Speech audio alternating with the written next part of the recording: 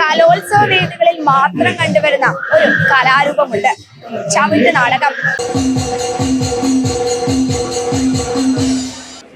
ആനന്ദ കടവുള്ളോനെ ആദി പരപരനെ, ആനന്ദ കടവുള്ളോനെ ആദി പരപരനെ, താം തയ താം താം തരികണ താം തരികണ താം തരികണ താം. അപ്പൊ പെൺകുട്ടികളാണ് നമ്മൾ ആമ്പിള്ളേരെ പോലെ ചാടി കളിക്കാൻ ബുദ്ധിമുട്ടുണ്ടെന്നൊക്കെ പറയുമെങ്കിലും നിങ്ങൾ ഉഷാറായി കളിച്ചല്ലോ. എങ്ങനെ, അതായത് ഇതിന് കാല് എങ്ങനെ, നമുക്ക് പ്രാക്ടീസ് എങ്ങനെയായിരുന്നു? ഹാർഡായിട്ട് ചെയ്യിപ്പിക്കുമായിരുന്നു, നല്ല ഹാർഡായിട്ട്. അതിന്റെ റിസൾട്ട് ചൂടുവെള്ളത്തിൽ രാത്രി കാല് വെച്ചിട്ട് ഉപ്പ് വെള്ളം ഉണ്ടാക്കിയിട്ടൊക്കെ ആയിരുന്നു ഉള്ളത്. പക്ഷെ അതിന് എത്ര സമയം എടുത്തത് മേക്കപ്പ് ചെയ്യാൻ? താടിയൊക്കെ ഉണ്ടല്ലോ, മേക്കപ്പ് ചെയ്യാൻ 2 മണിക്കൂർ. ഓക്കെ. ഇതെന്താ ഇവരുടേതൊക്കെ ഡിഫറെന്റ് ആയിട്ട് ഈ താടി എന്താ? രാജാവ്, ഇത് മന്ത്രി. ഇതിനെങ്ങനെയാ സ്റ്റോറി ബേസ് ഉണ്ടോ? ഇതിനെങ്ങനെയാണ് പറയാമോ? കാറസ്മാൻ ചരിതം ആണോ? ഓക്കെ. ഇത് അൽബ്രാത്ത്, ഇത് കാറസ്മാൻ രാജാവ്. അൽബ്രാത്തിന്റെ മന്ത്രി, ഇത് കാറസ്മാന്റെ മന്ത്രി. 1 മണിക്കൂറൊക്കെ എടുത്തോ ഇതിന് സമയം? എങ്ങനെ മേക്കപ്പ് ചെയ്യാൻ? 20 മിനിറ്റ്. കളിക്കാനാ 20 മിനിറ്റ്. 20 മിനിറ്റ് സമയം. ഓക്കെ. അപ്പൊ ഇപ്പോന്ന് വെച്ച് കഴിഞ്ഞാല് ഈ ചവിട്ട് നാടകം നമ്മൾ ഈ കലോത്സവത്തിൽ മാത്രമേ കാണുന്നുള്ളൂ, പുറത്തോട്ടൊന്നും കാണുന്നില്ല, വേറെ പരിപാടിയായിട്ടൊന്നും കാണുന്നില്ല. അപ്പൊ അതിനെ കുറിച്ച് നിങ്ങൾക്ക് എന്താ പറയാനുള്ളത്?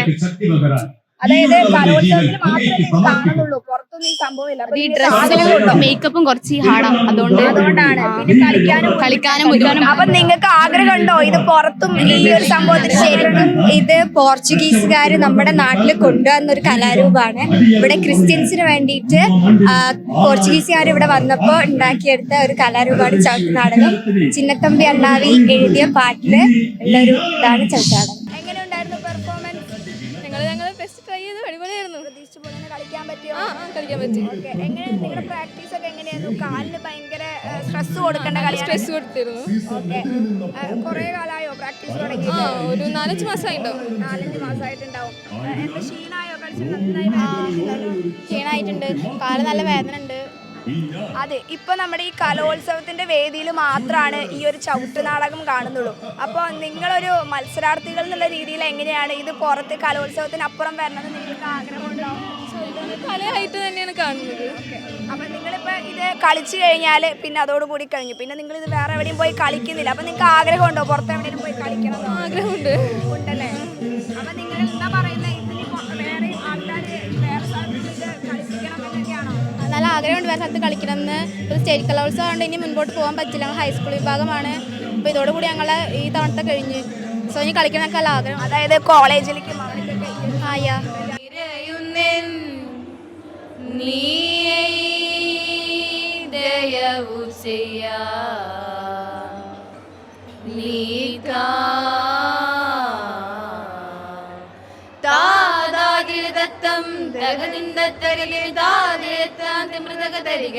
ചവിട്ടുനാടകം ഒരു പരമ്പരാഗത കലാരൂപമാണല്ലോ.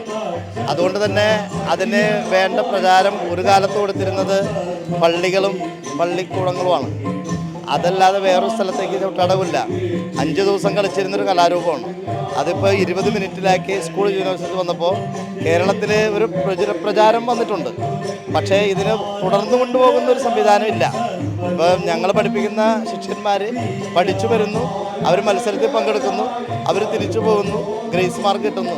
അതവരെ തലയിൽ കിടക്കുന്നതല്ലാതെ അതിലൊരു ബാക്കി പത്രം വരുന്നില്ല. ടൂറിസം ഡിപ്പാർട്ട്മെൻറ്റിൽ ഇതിനുള്ള സാധ്യതകൾ കുറേ വരുന്നുണ്ട്. അതും പള്ളികളും അതേപോലെ തന്നെ പുരാണ കഥകൾ വരുന്നുണ്ട്. അപ്പോൾ നമ്മുടെ അമ്പലങ്ങളും ടൂറിസ്റ്റ് മേഖലകളൊക്കെ കൂടുതൽ ഈ കലാരൂപത്തിൻ്റെ പ്രചാരം നൽകിയാൽ ഇത് കുറച്ചും കൂടി സജീവമാക്കാൻ പറ്റും. അപ്പോൾ ഇതൊരു സാധാരണ ഒരു കലാരൂപം പോലെ ആക്കി മാറ്റേണ്ട കാര്യമില്ല. ഇത് നാടകമുണ്ട്, ഇതിൽ അതേപോലെ അഭിനയങ്ങളുണ്ട്, കളരിപ്പയറ്റുണ്ട്, അതേപോലെ തന്നെ ചുവടുകളുണ്ട്, താളമുണ്ട്, വേഷമുണ്ട്. ഏകദേശം 5 കലാരൂപങ്ങളുടെ ഒരു സമ്മിശ്ര വികാരമാണിത്. അത് കഥകളി, കൂടിയാട്ടം, യക്ഷഗാനം, കളരിപ്പയറ്റ്, ബാലെ. അപ്പോൾ പാശ്ചാത്യ മിഷന്മാർ വന്ന് നാട്ടിലെ കഥകളിയും എല്ലാം കൂടി ചേർന്ന് നടത്തിയ ഒരു മനോഹരമായ കലാരൂപമാണ്. പക്ഷെ അതിന് സ്കൂൾ യുവജനോത്സവത്തിൽ മാത്രം പോരാ, കുറച്ചും കൂടി അപ്പുറത്തെത്തണം. ഇത് 20 മിനിറ്റിൽ അവസാനിപ്പിക്കുകയാണ്. ഒരു നാടകം പൂർണ്ണമായി അവതരിപ്പിക്കുന്ന ആളുകൾ കുറവാണ്. ഇതിൽ തന്നെ കഥ 20 മിനിറ്റ് കൊണ്ട് അവതരിപ്പിക്കുന്നില്ല.